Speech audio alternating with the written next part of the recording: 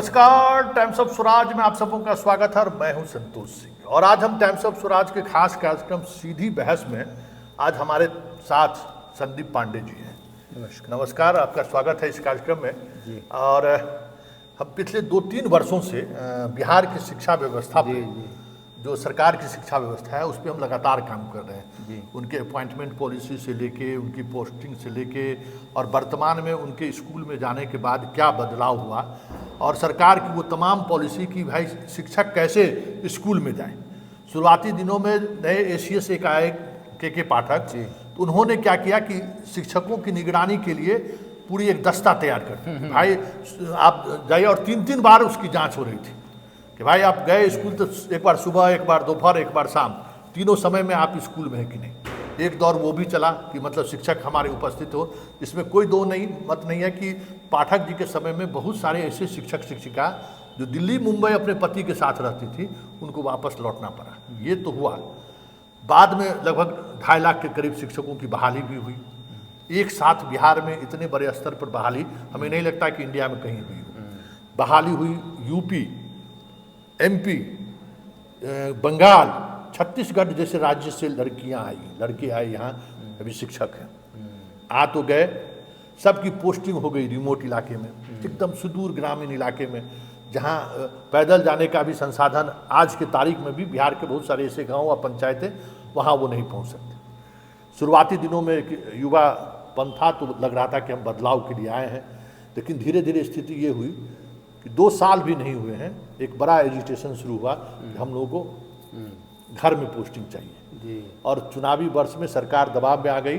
सब लोगों को लगभग जिनका वापसी अब किशनगंज में पहाल है तो उनको औरंगाबाद के रहने वाले हैं, बेतिया के हैं तो भागलपुर है, भाई लड़कियां हैं तो आप वो चीज़ें कर देंगे। देश का हमें लगता है कि बिहार पहला ऐसा राज्य होगा जहाँ जो 30 का जो मानक है उतने शिक्षक तो ये बहाल कर दिए। लेकिन एक सच्चाई ये भी है हम लोगों के दौर में और आज के दौर में एक बड़ा फर्क आया है कि आज बिहार के 10-15 वर्षों के टॉपर्स का लिस्ट आप निकाल लीजिए, कोई राष्ट्रीय फलक पर कोई विशेष कुछ प्रभाव नहीं छोड़ा है। हाँ, आप डिग्रियां बांट रहे हैं, गुणवत्तापूर्ण शिक्षा खत्म हो चुका है। पहल का अभी का हाल के दिनों में सर्वे रिपोर्ट आया कि 6th क्लास तक के 90% बच्चे को मैथ बनाने नहीं आ रहा है, ठीक से हिंदी नहीं पढ़ पा रहे हैं। और आप बात हर को शिक्षा की, समान शिक्षा की कर रहे हैं। तो आपकी नज़र में क्या विकल्प हो सकता है, क्या सुधार के लिए क्या हो सकता है? जी धन्यवाद इस महत्वपूर्ण विषय पे बात करने के लिए। देखिए, हम लोगों की जो मुख्य मांग है वो ये है कि समान शिक्षा प्रणाली लागू करो। उसी में बहुत सारी समस्याओं का हल है। जब हम समान शिक्षा प्रणाली कहते हैं तो यानी एक जैसी शिक्षा व्यवस्था जिसमें सभी बच्चे जाएंगे, और समान शिक्षा प्रणाली अनिवार्यतः सरकार द्वारा ही संचालित होगी, सरकार द्वारा वित्त पोषित होगी। पूरी दुनिया में जिन जिन देशों ने, जिसमें अमीर देश तो हैं ही, G8 जिनको हम कहते हैं, इसके अलावा विकासशील देश भी जैसे ईरान है, श्रीलंका है, थाईलैंड, मलेशिया, इंडोनेशिया, ये सब जो देश हैं, कजाकिस्तान वगैरह, जहाँ जहाँ 99-100% साक्षरता दर हासिल की गई है वो सिर्फ और सिर्फ समान शिक्षा प्रणाली से लागू करने से हुई है। कहीं भी ऐसा उदाहरण नहीं है दुनिया में कि निजी स्कूल भी चल रहे हैं और उस देश ने शिक्षा का लोकव्यापीकरण कर लिया हो, प्राथमिक शिक्षा का। तो हमारी सबसे पहले मांग यह है कि कोठारी आयोग की सिफारिश है 1968 की, मुचकुंद दुबे आयोग की सिफारिश है 2007 में बिहार में इन्हीं मुख्यमंत्री ने आयोग बनाया है। तो जब वो शराबबंदी लागू कर सकते हैं तो समान शिक्षा प्रणाली क्यों नहीं लागू की है? तो समान शिक्षा प्रणाली अगर लागू हो जाए और उसमें सभी लोगों के बच्चे पढ़ने लगे। उत्तर प्रदेश हाईकोर्ट का एक आदेश है 2015 का, न्यायमूर्ति सुधीर अग्रवाल का। उनका कहना है कि शिक्षा की ये जो दुर्दशा हुई है जो आप बता रहे हैं वो इसलिए हुई है क्योंकि जो शिक्षा विभाग को चलाने के लिए जिम्मेदार लोग हैं उनके अपने बच्चे उन स्कूलों में नहीं पढ़ते। तो सुधीर अग्रवाल साहब ने कहा कि अनिवार्य रूप से सरकारी वेतन पाने वाले लोगों के बच्चे सरकारी विद्यालय में पढ़ें, और जिस दिन डीएम और एसपी और बेसिक शिक्षा अधिकारी और शिक्षक, विधायक, सांसद और न्यायाधीशों के बच्चे पढ़ने लगेंगे सरकारी विद्यालय में, तो शिक्षा व्यवस्था अपने आप ठीक हो जाएगी। भाई तब तो शिक्षक अपनी शिक्षा के साथ खिलवाड़ नहीं करेगा ना, जब उसका बच्चा खुद वहाँ पढ़ रहा है, या डीएम का बच्चा, बीएसए का बच्चा पढ़ रहा है, तो अधिकारी खुद नहीं होने देंगे।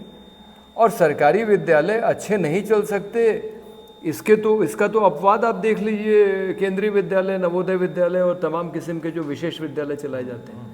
तो सरकार की अगर इच्छा शक्ति हो तो सरकार अच्छा विद्यालय चला सकती है, इसके उदाहरण मौजूद हैं।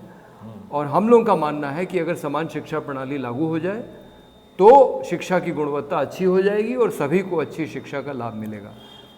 अब बात जो रही कि ये जो फर्जी डिग्रियां वगैरह देने की परंपरा चल चुकी है, तो मैं व्यक्तिगत रूप से ऐसा मानता हूं कि परीक्षा को तो शिक्षा से एकदम अलग कर देना चाहिए। परीक्षा की कोई भूमिका है ही नहीं शिक्षा में। मैंने जहाँ जहाँ पढ़ाया है और सरकारी संस्थानों में पढ़ा है, तो मैंने कभी भी कोई परीक्षा नहीं ली आज तक, चाहे मेरा विषय तकनीकी रहा हो, इंजीनियरिंग का, प्रौद्योगिकी का, या फिर वो समाजशास्त्र का विषय रहा हो। मैं अपने कक्षा के हर एक छात्र छात्रा को मौका देता हूं कि जो विषय मैं पढ़ा रहा हूं उसको वो समझे, और जब वो समझ जाएगा और उसमें हम दोनों की सहमति होगी, तब उसकी शिक्षा की प्रक्रिया पूरी होती है। बच्चा अगर एक बार में, मैं एक एक करके बच्चों को अपने पास बुलाता हूँ, नहीं तो इसको नहीं आप सुनिए, ये महत्वपूर्ण बात है। हाँ। एक एक बच्चे को बुला के मैं समझता हूँ कि उसने क्या समझा, नहीं समझा तो बोलता हूँ जाओ दोबारा पढ़ के आओ, और जब तक वो समझ नहीं लेता है तब तक ये प्रक्रिया चलती है। तो मेरा मानना है कि शिक्षा की प्रक्रिया में शिक्षकों को, शिक्षक के ऊपर निगरानी करके आप नहीं उससे पढ़वा सकते, हाँ, फिर वो नाटक करेगा पढ़ाने का। तो आप शिक्षकों को पूरी जिम्मेदारी दे दीजिए कि शिक्षक ही जो लिख के दे देगा कि इस बच्चे को 2 अंक का गुणा भाग आता है, ये बच्चा प्रेमचंद का उपन्यास पढ़ सकता है, शिक्षक जो प्रमाणित कर देगा वही उसका प्रमाण पत्र है, कोई अंक पत्र की जरूरत नहीं। पर शिक्षा में अंक पत्र की क्या जरूरत है? ऐसा भी हो सकता है कि कोई बच्चा उसी विषय को 1 साल में समझ जाए और कोई मेरे जैसा धीमी गति से समझने वाला 3 साल ले। तो बच्चे को अपनी गति से सीखने दीजिए, विषय वो सीखे, शिक्षक प्रमाणित करे, इस तरह से शिक्षा पूरी हो बच्चे की। और उच्च शिक्षा में भी अब आप कहेंगे कि आईआईटी के लिए या मेडिकल कॉलेज के लिए प्रवेश परीक्षा हो, तो उसका क्या होगा? तो भारत में इतने इंजीनियरिंग कॉलेज हैं, अब तो हालत ये हो गई है कि कई जगह सीट नहीं भर रही हैं, कॉलेज बंद हो रहे हैं। हमारे पास इतने इंजीनियरिंग और मेडिकल कॉलेज हैं, यूपी के तो हर एक जिले में एक मेडिकल कॉलेज, कि जो बच्चा इंजीनियरिंग और डॉक्टरी जो भी पढ़ना चाहे उसके लिए विकल्प मौजूद है। उसकी आप प्रवेश परीक्षा क्यों लेते हैं?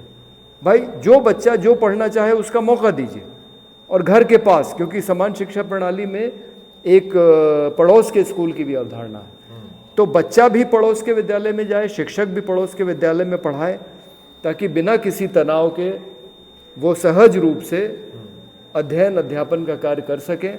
और जिसको जो पढ़ना है सबको मौका दीजिए, किसी को मत रोकिए। अगर वो उसकी रुचि उस विषय में नहीं होगी, उसको 1-2 साल में समझ में आ जाएगा, फिर वो विषय छोड़ के दूसरा विषय ले लेगा। तो इस तरह का लचीलापन, और जब तक इस तरह की छूट नहीं दी जाएगी शिक्षा की गुणवत्ता सुधरने वाली नहीं है। जहाँ तक रही परीक्षा की बात, तो आपको कहीं किसी पद के लिए, किसी नौकरी में अगर आपको चयन करना है सीमित संख्या में लोगों का, तो वो संस्था परीक्षा ले ले, लेकिन किसी भी शैक्षणिक संस्था को परीक्षा लेने की ज़रूरत नहीं है, ऐसा मेरा मानना है। और तभी हमारा ध्यान, क्योंकि अभी तो सारा ध्यान नंबर पे है कि कितना नंबर आ रहा है, तब हमारा ध्यान शिक्षा की गुणवत्ता पे जाए। मतलब जो भी समस्या, जिस समस्या के आगे हमने चर्चा की है, उसका समाधान यही है, सबका शिक्षा एक समान हो, सबकी शिक्षा एक समान हो, सबको मौका मिले, कोई भी छूटे ना। भाई इस देश में कानून लागू है जिसका नाम है बच्चों के लिए मुफ्त एवं अनिवार्य शिक्षा का अधिकार अधिनियम 2009। तो जब उसमें मुफ्त और अनिवार्य लगा हुआ है तो भाई उसको करना पड़ेगा ना, उसको लागू करना पड़ेगा, और वो हर एक बच्चे के लिए होना चाहिए। अच्छा, कई देश का अपने के पास अनुभव है, आपने इस शिक्षा के क्षेत्र में पूरी दुनिया आपने देखा है, क्या लगता है कि भारत कहाँ मिस कर रहा है? हमारे यहाँ देखिए हम लोग ईमानदार नहीं हैं। मतलब नकल करके जितने बच्चे यूपी, बिहार, अन्य राज्यों में भी मैंने सुना है पास कर रहे हैं, तो उनसे आप किसी प्रकार की काबिलियत, गुणवत्ता की कैसे अपेक्षा कर सकते हैं? तो हमारे अंदर हमारी नीयत ठीक नहीं है। हम बेईमानी करके इम्तिहान पास करते कराते हैं।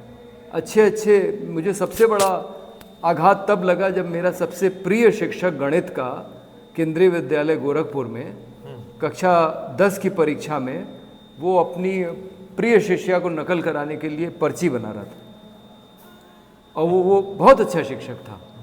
तो मुझे बड़ा आघात लगा कि ये मेरा जो सबसे आदर्श जो है शिक्षक है वो क्या कर रहा है। तो ये जो बेईमानी है कि हम शिक्षा का नाटक करते हैं, शिक्षा की जो प्रक्रिया है उसको हमने पूरा एकदम दरकिनार कर दिया है, तो उसको पुनर्जीवित करने की ज़रूरत है। एक और मेरा अनुभव रहा कि सरकार जो है ना, शिक्षा के बजाय जो अब छात्रों को पुस्तक मुफ्त में दे दें, टिफिन बॉक्स दे दें, मध्याह्न भोजन दे ही रहे हैं, जूता भी दे दें, टाई भी दे दें, कपड़ा भी दे दें, साइकिल भी दे दें, मतलब और छात्रवृत्ति भी दे दें, मतलब बड़ी राशि, मतलब ऐसा लगता है कि और पढ़ाई को लेकर मतलब सरकार की मंशा कई बार देखने को मिला। पढ़ाई इनका उद्देश्य नहीं है, इनका उद्देश्य है कि बच्चों और बच्चे को, परिवार को जो हम मतलब डायरेक्ट लाभुक योजनाओं का जो हम लाभ दे सकते हैं उस पर ज़्यादा केंद्रित दिखता है। वो कितना नुकसान पहुंचाया है शिक्षा व्यवस्था? नहीं देखिए, शिक्षा, जब हम समान शिक्षा प्रणाली कहते हैं तो उसका मतलब मुफ्त होता है,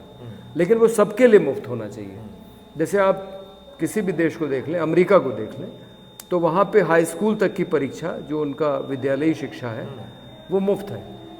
तो उसमें बच्चे की फीस नहीं लगती है, उसको जो पोशाक है, जो किताबें हैं, ये सब विद्यालय की तरफ से मिल जाता है, भोजन भी मिलता है।